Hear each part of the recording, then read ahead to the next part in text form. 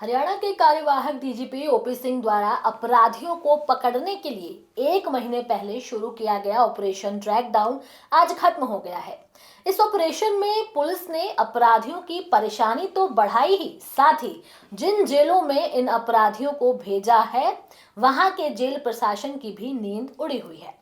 आपको हम बताएंगे कि किन अपराधियों के लिए ये विशेष अभियान चलाया गया था और कितने अपराधी इसमें पकड़े गए हैं और कैसे हरियाणा का जेल प्रशासन परेशानी का सामना कर रहा है। हरियाणा के डीजीपी ओपी सिंह को 1 महीने पहले ही ये चुनौती दी गई थी, जिसके तहत उन्होंने सभी पुलिस अधिकारियों को अपराधियों को धर दबोचने का टास्क दिया था। इसी ट्रैक डाउन अभियान के तहत 260 अपराधियों की हिस्ट्री शीट खोली गई है।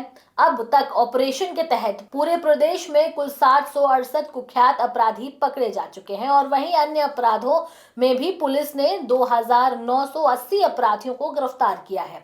अपराधियों की गिरफ्तारी के साथ साथ जेल प्रशासन की अब मुश्किलें बढ़ गई हैं।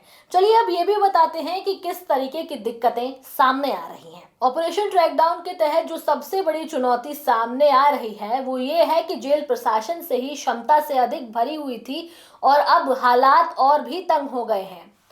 हरियाणा में इस समय 3 केंद्रीय जेलें और 17 जिला जेलें हैं। इनमें Ambala central jail, Hisar central jail 2 व हिसार जिला जेल, भिवानी, फरीदाबाद, गुरुग्राम, जींद, कैथल, करनाल, रेवाड़ी, चरखी दादरी, रोहतक जिला जेल शामिल है। इन सभी 19 जेलों में कैदियों की कुल क्षमता 22,837 है, लेकिन 1 जुलाई 2025 की रिपोर्ट के अनुसार जेलों में 27,230 कैदी बंद थे, यानी प्रदेश की जेलें 4,393 कैदियों से अधिक भरी हुई हैं। जेल विभाग के डीजी आलोक राय ने बढ़ती कैदी संख्या की चिंता से अधिक आत्मविश्वास जताया। उनका कहना है कि जेलें क्षमता से ज्यादा जरूर भरी हैं, लेकिन हमारे पास अतिरिक्त स्थान है। आवश्यकता पड़ने पर अस्थायी बैरक बनाकर हम नए कैदियों को एडजस्ट कर सकते हैं। इसके साथ ही डीजी का दावा है कि ऑपरेशन ट्रैकडाउन से बढ़ने वाली कैदियों की संख्या को संभालने में जेल विभाग को कोई दिक्कत नहीं आने वाली। आपको बता दें कि बढ़ते अपराधियों की संख्या में बढ़ोतरी और जेलों की कमी को देखते हुए रोहतक में हाई सिक्योरिटी जेल लगभग तैयार है और उम्मीद है कि दिसंबर 2025 तक ये कार्य शुरू कर देगी।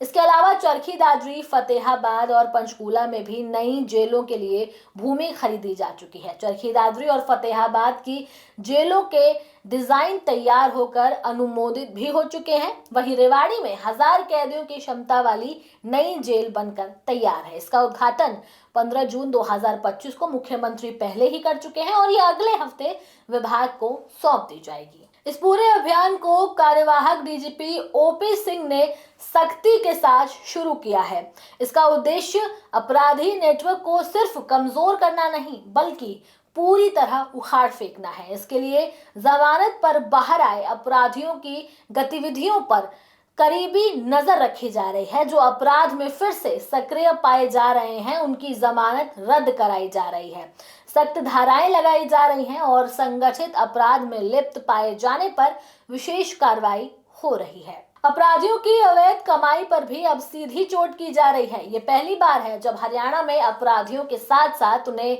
संरक्षण देने वालों पर भी नकेल कसी जा रही है। इसके साथ ही हर जेल में टॉप 10 वांछित अपराधियों की लिस्ट बनाई जा रही है। एसपी, डीसीपी और सीपी इसकी जिम्मेदारी संभाल रहे हैं। डीजीपी ने साफ कर दिया है कि अगर कोई वांछित अपराधी अपने क्षेत्र में अपराध करता है तो संबंधित अधिकारी को जवाब देना होगा। इस ऑपरेशन ट्रैकडाउन की तेज रफ्तार और प्रभावी निगरानी से अब तक बड़ी सफलता दिलाई है। कुल मिलाकर अब तक 3,748 अपराधी पकड़कर जेल भेजे जा चुके हैं। यही बड़ी संख्या जेलों पर दबाव बढ़ा रही है। ऐसे में मानव अधिकारों के हनन की बात भी उठती है, जहां कैदियों को अच्छा जीवन जीने और मूलभूत सुविधाओं को प्रदान करने का सवाल उठ रहा है। हरियाणा के डीजीपी ओपी सिंह की इस कार्रवाई से अपराधियों की मुश्किलें बढ़ गई हैं। ऑपरेशन ट्रैकडाउन के तहत हरियाणा पुलिस लगातार ऐसे अपराधियों पर शिकंजा कस रही है जो पुलिस की गिरफ्त से फरार हो गए थे। लेकिन इसके साथ ही चल रही सबसे बड़ी चुनौती है कैदियों की बढ़ती संख्या और पहले से ओवर क्राउडेड जेलें। जेल विभाग का दावा है कि वो स्थिति पर काबू पा लेगा, पर आने वाले महीनों में स्थिति और गंभीर हो सकती है, खासकर तब जब नए हाई प्रोफाइल अपराधी इस ऑपरेशन के तहत धर दबोचे जाएंगे। लेकिन अब देखना ये होगा कि इस बड़ी चुनौती के लिए हरियाणा पुलिस अपने आप को कैसे तैयार करती है। बहरहाल इस खबर में इतना ही। ये खबर आपको कैसी लगी, आप लोग अपनी राय हमें कमेंट सेक्शन में जरूर दें। इसके साथ ही हमारे चैनल न्यूज़ टाइम को सब्सक्राइब करें, लाइक करें, शेयर करना ना भूलें। नमस्कार।